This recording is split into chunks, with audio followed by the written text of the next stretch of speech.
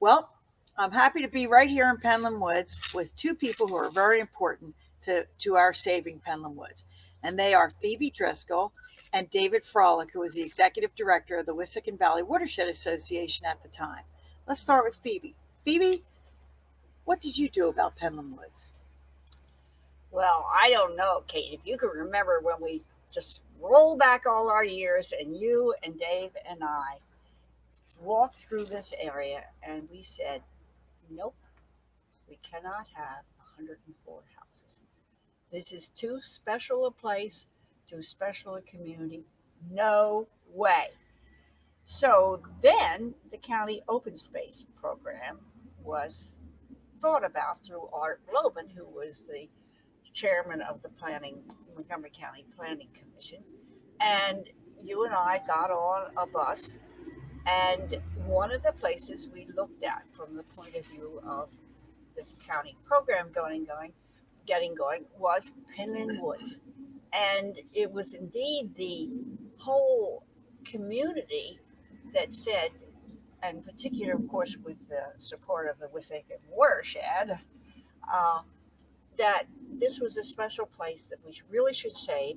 And it was one of the key arguments that made the county commissioners vote for $100 million to be spent on open space. And some of it went right into Penllyn Woods. But you're getting a little ahead of our story. You were just a neighbor. Actually, you lived on Sweetser Road back in the day. Let's say 1986. Is that about right? Well, I moved here in 1960 and had, husband, 4 children, dogs, cats, horses, gardens, etc. So in 1985, 85, 86, if I remember correctly, and I'm going to ask David this question, what happened was we'd heard rumblings that there were going to be 104 or 108 houses built in Penllyn Woods. And the people in the village of Penllyn had alerted the Wissahickon Valley Watershed that there was a plan. And as I remember it, and I was on the Lower Gwinnett Planning Commission back in those days, the Wissahickon Valley Watershed organized a tour of places in Lower Gwinnett that should be saved. Is that about right, Dave? Yeah, I think that's right. And I think it was in the autumn of '86. We invited the township supervisors and the planning commission to come on a walk one Saturday morning. And we started up on Sweetsford Road, where there had been some properties that had already been protected along the Wissahickon Creek. And the Watershed Association's focus was on land along the creek in particular. But we started up there, saw a number of properties, and then we came down to Penllyn Woods and ended the walk there. And we looked at the supervisors and said, here's a property that ought to be preserved as well. It ought to be on their list. And I think from that point on is when there became a focus on preserving Penllyn Woods in earnest. I agree with you. I think that was kind of the start of it. And then we all worked together. I think the people in Penllyn Village were very active and involved in trying to save the Penllyn Woods. And then with the help of the Wissahickon Valley Watershed, who brought not just the scientific knowledge and things like that, but also people from all over the township. Because actually, Right. Phoebe up on Sweetsford Road was about as far away as you could get from Penllyn Woods and still be in Lower Gwinnett Township. But not on a horse. Right. not too far away. Not But too do you far. remember when we turned out?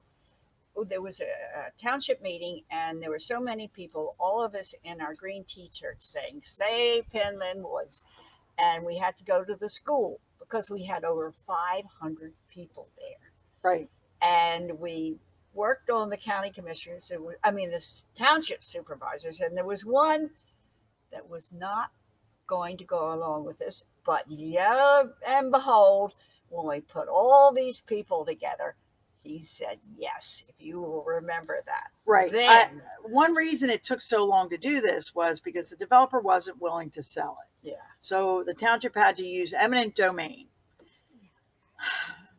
The first filing of the eminent domain was thrown out by the courts because there had been a technical error. Yes. And as I remember it, between the first filing and the second filing, two things happened. The developer came in or hired loggers to come in and cut down the trees in Penllyn Woods. His theory, which is what he testified about in court, was that if you cut the trees down, we wouldn't want to save the Penllyn Woods. And that proved not to be correct. Actually, cutting the trees down galvanized the public.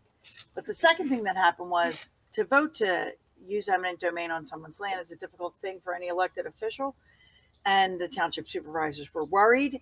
And at that point, a settlement offer was made by the developers that we would build houses in half of the 77-acre property and the rest you can just have.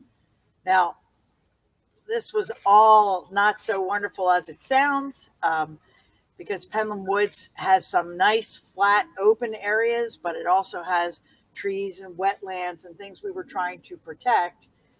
And the question was whether we would file a new condemnation and take the whole thing, or whether we would settle for 42 houses in the middle. And that's what packed the meeting room and caused us to have to go someplace else. And it was a very difficult night for me because I was an elected supervisor. And there was a lot of tension on the board between whether or not we should just give up and settle or keep plowing forward. And the price of the land kept rising. And that's where the county's open space program became very important. Eventually, Penllyn Woods was one of the first grants that was made by the county's open space program. It was, well, And it that was key. absolutely. Lord Winnett had to get their open space plan done and approved by the county open space board, which I was fortunate to be on for 19 years. But they had to go through the whole process of their open space plan, getting it approved by the county, and then with our formula for funding, they spent the entire allotment for Lord Winnett on Penllyn Woods. Right. We needed that and more. And the Wissahickon a Watershed. good deal more. That was only like a quarter or something. Right. The Wissahickon Valley Watershed Association raised money. The township had been saving money. The people raised money. And we took a bond issue, sort of like, in my view, taking a mortgage on your first house. We did have to take a bond issue out to pay for it. And for me, getting back to the meeting at which we had all those people, one of the important lessons for me is that wasn't the only meeting at which there were hundreds of people at a supervisors meeting. And for me, one of the central lessons of this is that saving this property was really an exercise in grassroots democracy, where people came out and expressed themselves to the elected officials, and they actually either listened or didn't want to go against hundreds of people at least, and they did it. And democracy in this case really did work, and it was a grassroots effort that had the result that everybody wanted. And I would agree with that. And I would also go a little further to say that although we are celebrating 25 years of Penllyn Woods as a public park, for 100 years before that, the people who lived near it had been walking in it, hunting in it, using the creek, fishing, yes, and doing all those things. And then other people, such as myself and the horse people, we used to ride across it all the time. I mean, it was a beautiful place, and nobody was doing anything with it. And we kind of felt that, I don't know, we never worried about it. And then when it became threatened by a plan for the 108 houses or by cutting the trees down, it was a shock. Well, I remember Norris Lee telling me stories about how he walked up the creek up to the mill and would get his bag of flour and walk back down to the creek. Okay, so your memory's longer than mine or Dave's, right? Absolutely, I don't remember that. I don't remember that either. I remember Norris Lee is a very special person in my life. Anyway, and that's the story he told me. But now here we are. Instead of sitting in someone's kitchen, we are celebrating this beautiful spot here that all of us can enjoy. Forever. Preserved forever. And I would also say, well, go ahead. Just to say, one of the ironies is that instead of, we're sitting here in the park instead of in the kitchen of the house that was being built, but a lot of the activity that led to the preservation of this park started in someone's kitchen. Phoebe's kitchen, or Paula Brogan's kitchen, or Carl Sachs's kitchen, and a lot of meetings that we had in people's homes to try to inform people and rally support for this project. Right. So I think that the lessons that we can take from what you've both been talking about is, one, democracy works when the people are involved and Yeah. raise their voices and keep honest. Because remember, it took 7 years from 86 to 94. Is that right? 8 years to actually pull this off. Yeah. So the people had to stay involved with their buttons or bumper stickers for a long time and stay right on, the subject and the township supervisors to make sure that, we got it done. And I thought that was important. So lesson number one is democracy works if you work it.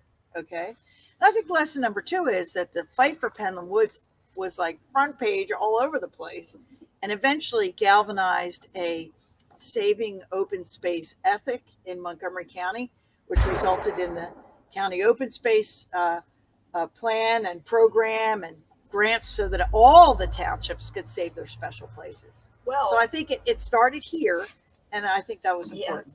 very important. In the second round, Kate was head of the whole plan for the second round, and Lower Gwynedd spent their allotment on the trail from the community college over to here. So I think those are the important things. I just want to say one thing personally, Phoebe. I know that you personally took saving land very personally, and you put Tunnel Farm into a conservation easement, right? It's part of the natural lands. 50 acres is part of the natural lands, and the rest is. Right. And David, I know you've retired from being executive director, but to Phoebe's story about the guy who took flour to the mill, the Mumbauer mill, you're still working at the mill. That's Yeah. right. Yep. And it works. It does. Okay. Yeah. So it was very good to talk to you guys about this. And we're hoping for a wonderful celebration of 25 years of having this land open and preserved forever. Thank you. You're welcome, Kate. Yay. We all win.